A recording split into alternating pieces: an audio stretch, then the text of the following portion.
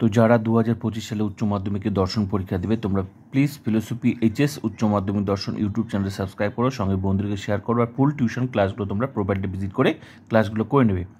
এখন আমি তোমাদের যে ক্লাসটা করে সেটা ভীষণ গুরুত্বপূর্ণ। চতুর্থ অধ্যায় থেকে মনে করো তুমি চতুর্থ অধ্যায় যে লজিকগুলো আছে কিছুই জানো না, গুলিয়ে ফেলছো সব। আবর্তন করতে গিয়ে বিবর্তন গুলিয়ে ফেলছো, তারপর আবর্তনে বিবর্তন করতে গিয়ে বিবর্তনে আবর্তন গুলিয়ে ফেলছো, তারপর আবর্তন ও বিবর্তন করতে গিয়ে বিবর্তন ও আবর্তন গুলিয়ে ফেলছো। এই যে লজিকগুলো, এই অধ্যায় থেকে যে পরীক্ষা 8 মার্কের লজিক আসবে তো গুলিয়ে ফেলছো। তো আমি একটা কথা বলি, 2025 ফুল টিউশন কিন্তু ক্লাস কিন্তু শুরু হয়ে গেছে, অনেক দূর এগিয়ে গেছে, ঠিক আছে? তো তোমরা ফুল টিউশন ক্লাসগুলো দেখে নেবে, অধ্যায় ধরে ধরে কোন অধ্যায় থেকে নোট আসবে, কোন থেকে এমসিকিউ আসবে, এসিকিউ আসবে, লজিকে সব পেয়ে যাবে। তো তোমরা এখন কিন্তু এই ক্লাসগুলো কিন্তু কমপ্লিট হয়ে গেছে, মন দিয়ে তোমরা বুঝে নাও, ঠিক আছে? ঠিক, আর বন্ধুদেরকে শেয়ার করে দেবে। দেখো তুমি কিছুই জানো না, একবারই আমি সব কিছু তুলে ধরছি, এক ভিডিওতে সব কিছু তুলে দিচ্ছি উদাহরণগুলো, তাহলে তোমাদের বুঝতে সুবিধা হবে। দেখো মনে করো প্রথম আবর্তন করবে, আবর্তন করলে কি করতে হবে, তারপর আমি তোমার দেখো বিবর্তন, তারপরে দেখো আবর্তনের বিবর্তন, তারপর একই ভিডিওতে সব দেখাচ্ছি। দেখো আবর্তন তুমি বুঝতে পারছো না, তাহলে আবর্তন করতে গেলে কি করতে হবে? প্রথমত বাক্য দেওয়া থাকবে, এরকম একটা বাক্য দেওয়া থাকবে, গোলাপ সুগন্ধি, যে কোনো বাক্যই দেওয়া থাকবে। বাকি ক্লাসগুলো করলেই তোমরা প্রোফাইলটা ভিজিট করে প্লে লিস্টটিকে দেখলেই বুঝতে পারবে। তো এই ক্লাসটা করো, বাকিগুলো তোমার জলের মতো ক্লিয়ার হয়ে যাবে। যেমন গোলাপ সুগন্ধি, তো সবার প্রথমে কী করতে হবে, যখন আবর্তন করবে তখন সবার প্রথমে তোমাদেরকে কিন্তু গোলাপ সুগন্ধি এটা বচন করতেই হবে। বচন কী হবে? সকল গোলাপ হয় সুগন্ধি ফুল, এ বচন আবর্তনীয়। যেহেতু আবর্তন করতে বলবে সেহেতু এখানে আবর্তনীয় দিয়ে দেবো। আর এ বচন, আর আবর্তন মানেই আমরা জানি এ বচনে আবর্তন আই, ই এর ই, আই এর আই, ও এর সম্ভব নয়। তাহলে যেহেতু এটা এ বচন হয়েছে, তাহলে এর পরের লাইনটা আমরা আবর্তনটা করব আই বচনে, ঠিক আছে? তাহলে আই বচন করব, আর আবর্তন মানে কি, যেহেতু আই বচন করব তাহলে শুরুটা হবে কোনো কোনো, তারপরে কি করব, বিধেয় আর উদ্দেশ্য পদ, যেটা স্থান পরিবর্তন করুন, বিধেয়টাকে সামনে এসে উদ্দেশ্যকে নিয়ে আসবো, আর গুণটা যা আছে থাকে, এটাই হচ্ছে আবর্তন। তাহলে কি হলো, কোনো কোনো সুগন্ধি ফুলটা সামনে নিয়ে আসলাম, কোনো কোনো সুগন্ধি ফুল হয়টা হয়ে রাখলাম, গোলাপটা এখানে আসলাম, তাহলে কোনো কোনো সুগন্ধি ফুল হয় গোলাপ, আই বচন। এই সিস্টেমটাকে বলা হচ্ছে আবর্তন। তো আবর্তনটাকে আবর্তনের মতো মনে রাখো, তাহলে এটাকে বলে কি, এটাকে বলে আবর্তন। এ বচন হলো, আর এ বচনে আবর্তন আই, এটাকে লিখে দিলাম আবর্তিত, এটা হলো আবর্তন। এরপরে চলো দেখো বিবর্তন, দেখো এক একটা লজিক এক এক রকম, এটা আবর্তনটা এইভাবেই করতে হবে। এবার দেখো বিবর্তনটা, দেখো আমি সবগুলো তোমাদের একবারই বুঝিয়ে দিচ্ছি, ঠিক আছে? এই ক্লাসগুলো কিন্তু কমপ্লিট হয়ে গেছে, যারা বুঝতে পারছো না ভালো করে ক্লাসটা করো, তারপর বাকি ক্লাসগুলো করবে, দেখো জলের মতো সোজা হয়ে যাবে। এবার দেখো বিবর্তন, তাহলে আবর্তন হলো আবর্তনের মতো, এবার দেখো বিবর্তনটা, দেখো এটাও একই ব্যাপার। প্রথমত বচন করতে হবে, মানুষ অলস, তার মানে মানুষ অলস মানে কিছু কিছু মানুষ অলস, তাহলে কোনো কোনো মানুষ হয় অলস, এটা আই বচন। যেহেতু এটা বিবর্তন করতে হবে এই জন্য ব্র্যাকেটে লিখে দিলাম বিবর্তনীয়, তো বিবর্তনীয় হয়ে গেল। তারপর কি, যেহেতু এটা বিবর্তন করতে হবে তো বিবর্তনের নিয়ম আবার আলাদা। কি নিয়ম? যেমন এ বচনের বিবর্তন ই, ই এর এ, আই এর ও, ও এর আই। যেহেতু এটা আই বেরিয়েছে তাহলে এর পরের লাইনটা আমরা ও এ করবো, এটাই হচ্ছে বিবর্তনের নিয়ম। তো বিবর্তনের নিয়ম কি? বিবর্তনের নিয়ম হচ্ছে এখানে উদ্দেশ্য বিধবা চেঞ্জ হয় না। কি হয়, উদ্দেশ্যতে গুণটা চেঞ্জ হয় আর বিধবাতে বিরুদ্ধ পদ হয়। তাহলে যেহেতু আই বচনের বিবর্তন ও, আর ও মানে তার শুরুটা কী করতে হবে, কোনো কোনো করতে হবে। তাহলে মানুষটা আছে উদ্দেশ্যপদ, মানুষটা মানুষই রাখলাম, কি চেঞ্জ করলাম, হয়টা নয় করলাম, নয় থাকলে হয় দিতাম, হয় থাকলে বিবর্তনে, এটাই নিয়ম। এখানে উদ্দেশ্যপদ চেঞ্জ হয় না। বিবর্তন মানেই কী হয়, উদ্দেশ্য শুধু গুণটা চেঞ্জ হয় আর বিধবাতে বিরুদ্ধ পদ, এইটুকুই হচ্ছে বিবর্তন। তাহলে কোনো কোনো মানুষ নয় আছে হয় হবে, গুণটা চেঞ্জ হলো, আর বিধবাতে বিরুদ্ধ অলস, তাহলে কোনো কোনো মানুষ নয় অলস, ও বচন বিবর্তিত, এটাই হয়ে গেল বিবর্তন। তাহলে আবর্তনটা আবর্তনের মতো বুঝলে, বিবর্তনটা বিবর্তনের মতো বুঝলে, ক্লিয়ার হয়ে গেল। এবার চলো বাকি লজিকগুলো দেখে নাও। এইগুলো সব ডিটেলসের ক্লাস আছে, প্রত্যেকটা আলাদা আলাদা ক্লাস আছে। বাকি ক্লাসগুলো যখন তোমরা প্রোফাইলটা প্লে লিস্টটিকে দেখবে তোমাদের কাছে জলের মতো ক্লিয়ার। তো আমি আগে শুরুতেই বলেছি যে একবারই সমস্ত লজিকগুলো তোমাদের আমি বুঝিয়ে দিচ্ছি, ঠিক আছে? তাহলে আবর্তন হলো, বিবর্তন হলো। এবার চলো নেক্সট লজিক আমি তোমাদেরকে দেখাচ্ছি। এবার হচ্ছে আবর্তন ও বিবর্তন, ঠিক আছে? এবার হচ্ছে আবর্তন ও বিবর্তন। দাও আবর্তন ও বিবর্তন, তো আবর্তন ও বিবর্তন করো। প্রশ্নটা এইভাবে থাকবে, নিম্নলিখিত বাক্যগুলিকে তর্কবিদ্যাসম্মত আকারে রূপান্তরিত করে আবর্তন ও বিবর্তন করো। তাহলে কি শিখলাম? শুরুতে শিখলাম আবর্তন, তারপর শিখলাম বিবর্তন। এই আবর্তন আর বিবর্তনটা শেখার পর বাকি লজিকগুলো সব মিশ্রণ যেভাবে বলবে সেভাবে। এবার দেখো ভালো করে, আবর্তন ও বিবর্তন। তো যখন বলবে আবর্তন ও বিবর্তন, এই দুটা লজিক একসাথে কিভাবে করবে, ও যখনই দিবে আবর্তন ও বিবর্তন, তখন লজিকটা তোমাকে এইভাবেই করতে হবে। ঠিক আছে? এখানেও একটা বাক্য দেওয়া আছে, জড়বাদী হলেই 4 ভাগ হয় না। তাহলে এখানেও একটা বাক্য দেওয়া আছে, জড়বাদী হলেই 4 ভাগ হয় না। সবার প্রথম বচন করতে হবে। তাহলে কোনো জড়বাদী নয় 4 ভাগ, ও বচন হলো মূল বচন। এটা আমি আগেও বলেছি কোন বচন হবে। হ্যাঁ, তাহলে জড়বাদী হলেই 4 ভাগ, কিছু কিছু নয়, কিছু কিছুর সাথে নয় আছে, এই জন্য ওটা ও বচন। তো কিছু কিছুর সাথে নয় থাকলে ও বচনের নিয়ম হয়। তাহলে কোনো কিছু কিছুটা লুকিয়ে আছে, জড়বাদী হলেই 4 ভাগ হয় না, তার মানে বলছে জড়বাদী, তাহলে কিছু কিছু নয়। হ্যাঁ, তাহলে কোনো জড়বাদী নয় 4 ভাগ, ও বচন মূল বচন।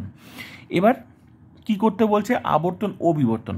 তো যখন বলবে আবর্তন ও বিবর্তন করো, তখন মনে রাখবে যেটা মূল বচন হলো না, এখানে কিন্তু মূল বচন লিখতে হবে, মূল বচন হবে, এই মূল বচনটার আবর্তন করতে হবে।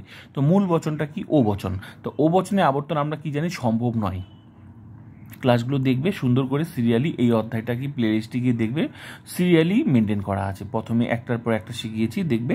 তো ও বচনের নিয়মে লেখা আছে ও বচনে আবর্তন সম্ভব নয়, তাহলে লিখে দিলাম ও বচনে আবর্তন সম্ভব নয়, ব্যাস ক্লিয়ার হয়ে গেল। তাই বলে কি বিবর্তনটা সম্ভব না? বিবর্তন সম্ভব। কেন? যে এখানে যখন বলছে আবর্তন ও বিবর্তন, তখন কিন্তু মনে রাখবে, যখন আবর্তন তখন মনে রাখবে মূল বচনটাকে আবর্তন করতে হবে, এই প্রথমকার লাইনটাকে আবর্তন, আবার প্রথমকার লাইনটাকেই বিবর্তন করতে হবে। তাহলে ও বচনে আবর্তন তো সম্ভব না, কিন্তু ও বচনের বিবর্তন তো সম্ভব, কারণ আমরা জানি এ বচনের বিবর্তন ই, ই এর এ, আই এর ও এর আই, তাহলে ও এর সম্ভব আই, আই আই লিখে দেন। পরে লিখবো, আগে শুরুটা লিখতে হবে, যেহেতু আই কোনো দিতে হবে। তারপর কি নিয়ম? বিবর্তন মানেই কিন্তু উদ্দেশ্য বিধেয় চেঞ্জ হয় না। বিবর্তন মানে কি? উদ্দেশ্যপদটা জড়বাদী থাকলো, নয় আছে, হয় হলো, গুণটা চেঞ্জ হয়, আর কি এর বিরুদ্ধ পদ, 4 ভাগের বিরুদ্ধে অ4 ভাগ লিখে, তাহলে কোনো জড়বাদী হয় অ4 ভাগ বিবর্তিত লিখে দিলাম। তো আবর্তন যেহেতু সম্ভব নয়, তো এখানে আর লিখবো না। ক্লিয়ার হয়ে গেল? এই যে লজিকটাকে, এইটাকে বলা হয় আবর্তন ও বিবর্তন। আশা করি বুঝতে পারলাম। এক একটা লজিক এক এক ধরন, যখন বলবে আবর্তন ও বিবর্তন, তোমাকে এই সিস্টেমে লজিক করতে হবে। ক্লিয়ার হয়ে গেল? এবার চলো নেক্সট লজিক এবার দেখাই।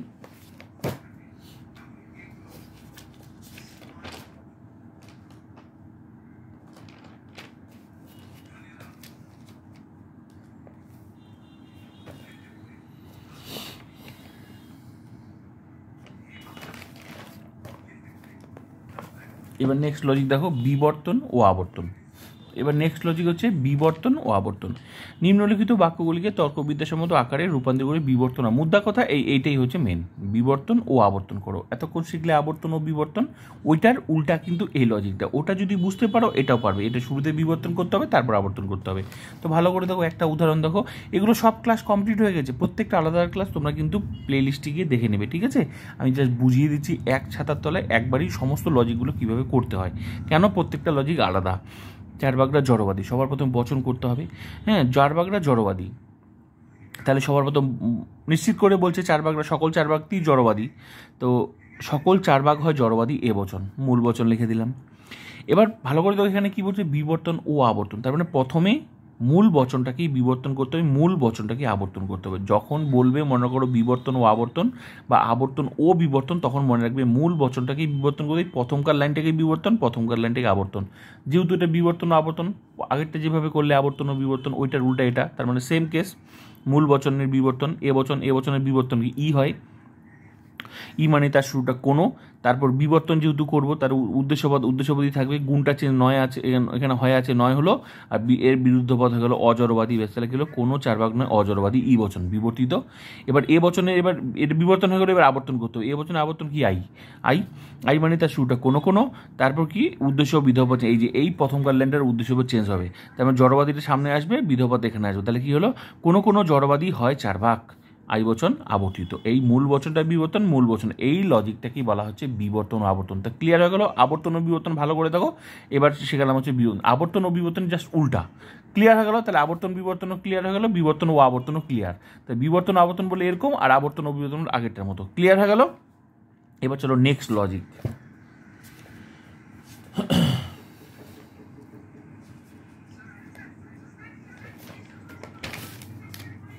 এবার হচ্ছে নেক্সট লজিক, ভালো করে দেখো।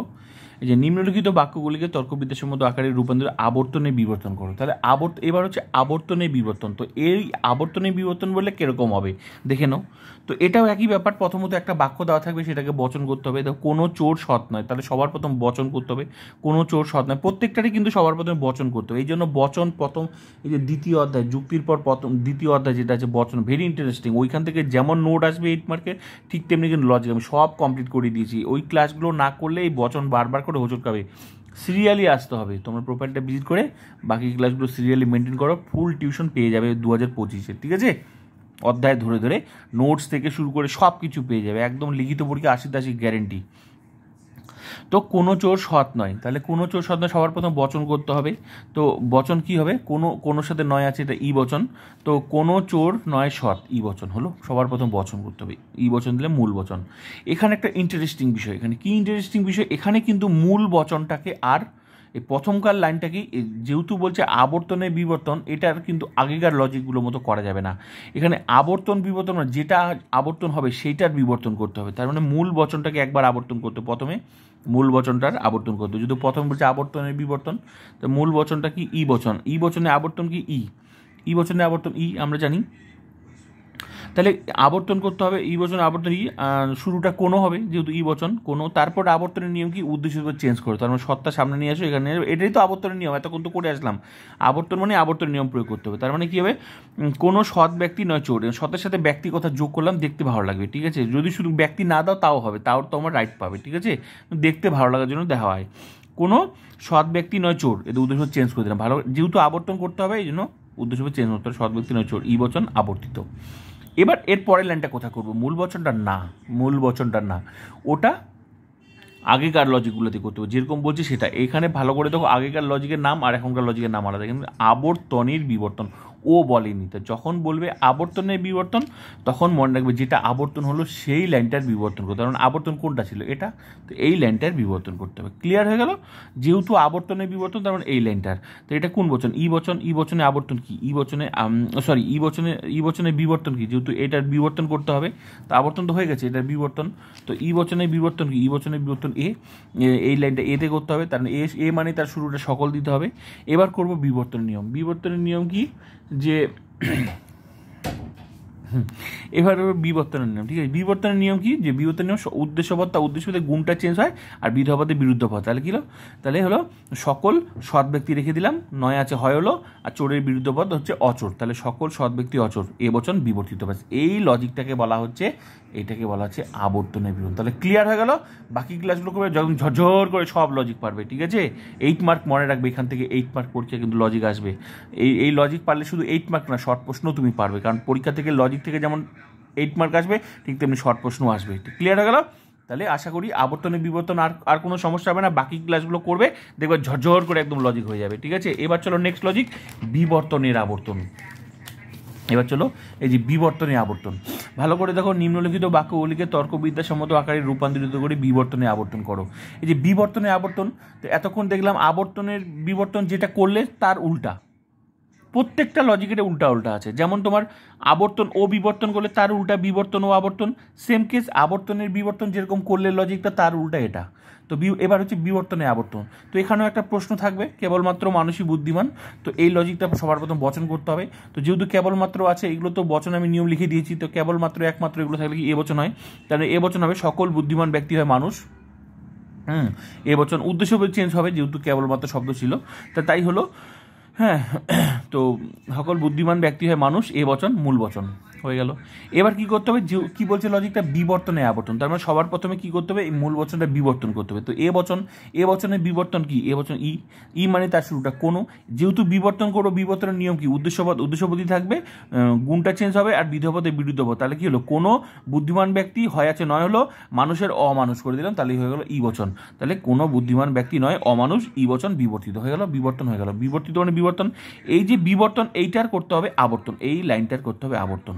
এই জন্য আগের লজিকটা যেভাবে করলে সেম কেস, এবার যেহেতু বিবর্তনে আবর্তন, তার মানে বিবর্তনটা আবর্তন করতে হবে, তার মানে এই লাইনটার আবর্তন, বিবর্তনটা এটা যেটা হলো এইটার আবর্তন করতে হবে। এটা কোন বচন? ই বচন। আর ই বচনে আবর্তন কি? ই, তার মানে এর পরের লাইনটা ইতে করতে হবে। ই মানে কি? তার শুরুটা কোনো।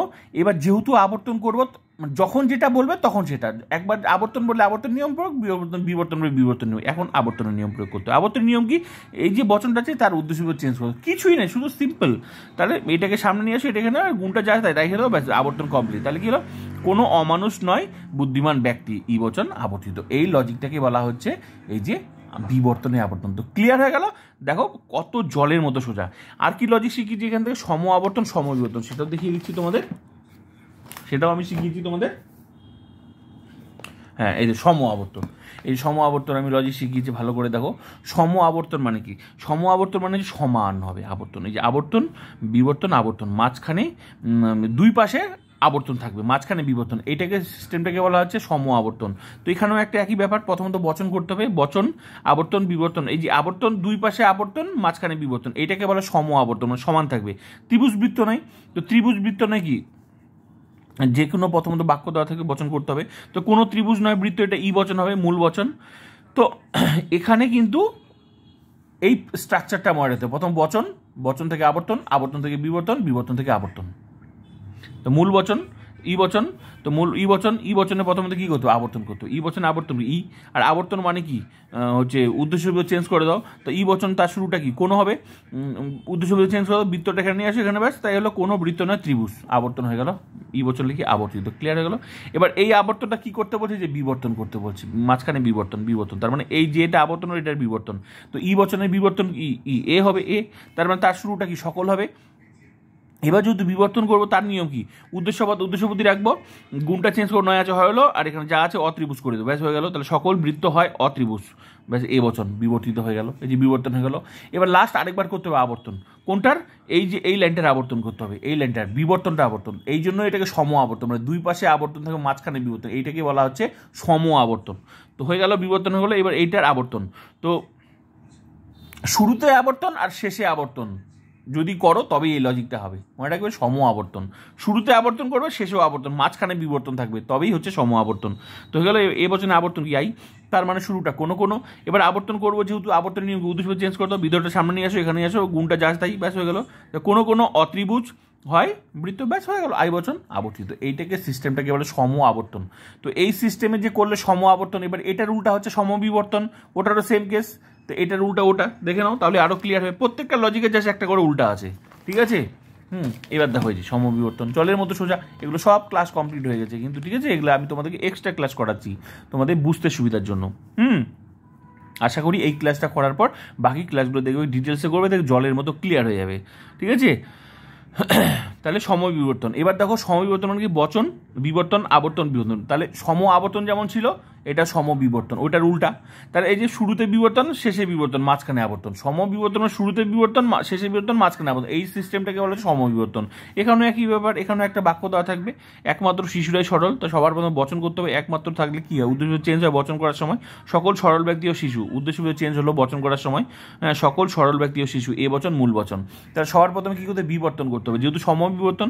তো এ বচনের বিবর্তন কি? ই হবে। তো ই মানে কি? তার শুরুটা কোনো হবে, যেহেতু বিবর্তন করবো। তো বিবর্তনের নিয়ম কি? উদ্দেশ্যপদ, উদ্দেশ্য থাকবে সরল ব্যক্তি, সরল ব্যক্তি হলো।